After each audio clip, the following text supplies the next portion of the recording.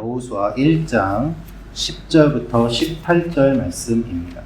오늘 말씀은 하나님의 이야기, 말씀과 명령을 들은 여호수아가 백성들에게 명령을 내리는 내용이 기록되어 있습니다. 오늘 이 말씀을 통하여서 우리가 알 수 있는 몇 가지가 있습니다. 첫째로 알 수 있는 것은 하나님이 주신 약속을 기억하고 선포합니다 라는 것입니다. 하나님이 주신 약속을 기억하고 선포합니다.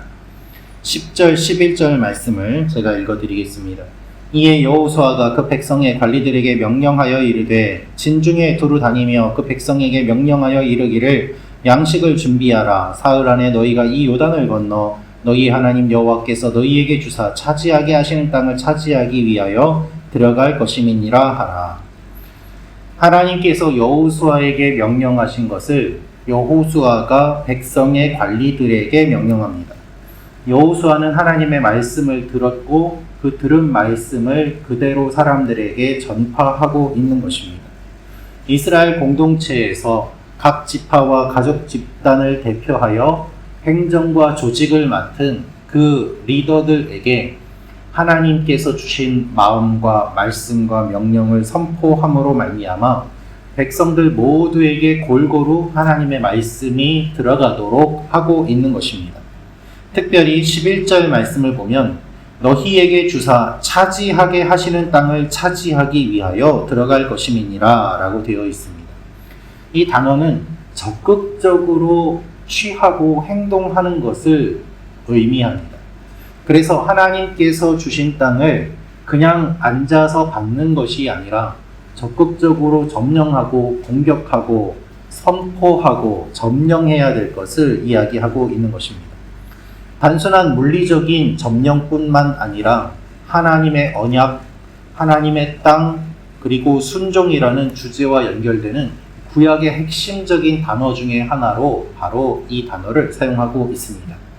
여러분, 성경은 우리가 적극적으로 하나님의 일들과 하나님의 약속을 성취하며 살 것을 이야기하고 있습니다. 우리가 움직이고 행동하고 순종하면 하나님께서 이룰 수 있는 능력을 주심을 성경은 이야기하고 있습니다.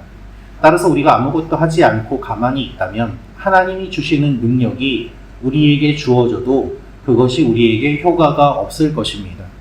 따라서 소극적으로 물러나는 것이 아니라 적극적으로 하나님께서 주시는 것들을 선포하고 바라보고 그리고 성취하며 나아가는 것이 하나님이 우리에게 원하시는 믿음의 모습인 것입니다.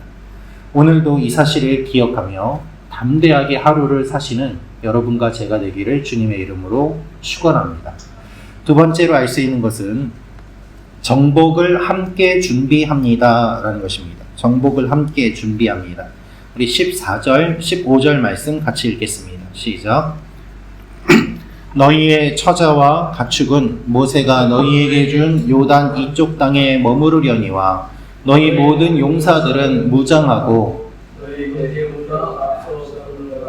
그들을 돕되 여호와께서 너희를 안식하게 하신 것 같이 너희 형제도 안식하며 그들도 너희 하나님 여호와께서 주시는 그 땅을 차지하기까지 하라. 그리고 너희는 너희 소유지 곧 여호와의 종 모세가 너희에게 준 요단 이쪽 해 돋는 곳으로 돌아와서 그것을 차지할지니라. 아멘. 오늘 말씀을 보면 여호수아가 르우벤 지파와 갓 지파와 므낫세 반 지파에게 이야기를 하고 있습니다. 이들은 요단 동편 땅에 거주하는 사람들이었고 그쪽의 땅을 분배받았습니다. 따라서 요단강을 건너가서 점령하고 정복하는 일에는 굳이 관여하고 싶지 않은 마음이 들 수도 있습니다. 왜냐하면 자신들은 이미 땅을 분배받았고 자신들은 이미 정착할 수 있는 기회를 얻었기 때문에 나머지 다른 지파들이 가서 점령하면 되지 우리가 왜 굳이 가야 되느냐라는 마음이 들 수도 있었기 때문입니다. 그러나 이들은 그렇게 반응을 보이지 않습니다. 함께 나아가서 정복하고 그 땅을 다 점령한 다음에 다시 돌아와라 라고 여호수아가 이야기를 하고 그것에 대해서 그렇게 하겠습니다 라고 말을 하는 것입니다. 같은 민족이고 하나님의 백성들이고 하나님의 약속을 성취하는 것이기 때문에 내 몫은 받았으니 이제 충분하다라고 끝나는 것이 아니라 함께 다 같이 이루기 위하여 이들은 힘쓰고 애쓰기를 결단합니다. 안전한 곳에 자리를 잡았기 때문에 이제 나는 싸우지 않겠습니다 라는 것이 아니라 같이 싸우게 되는 지체들과 함께 나아가 점령할 것을 결단하는 것입니다. 여러분, 하나님의 일은 리더 혼자 하는 것도 아니요, 몇몇 지파만 하는 것도 아니요, 전체가 다 함께 움직여야만 가능한 일입니다. 하나님께서 우리에게 말씀하시는 영적인 원리가 바로 이것입니다. 교회도 마찬가지입니다. 한 사람의 일이 아니고 몇몇 사람만의 일도 아니고 성도들 모두가 한 마음으로 함께 참여할 때에 그 교회가 건강하게 세워지고 하나님께서 주시는 것들을 풍성하게 누릴 수 있는 것입니다. 이것을 기억하며 이 아침에도 기도할 때 우리 모든 성도님들이 같은 마음으로 하나님의 나라를 꿈꾸며 나아갈 수 있게 해달라고 기도하는 여러분과 제가 되기를 원합니다. 마지막으로 알 수 있는 것은 순종할 때 승리할 수 있습니다 라는 것입니다. 순종할 때 승리할 수 있습니다. 17절 18절 말씀 제가 읽어드리겠습니다.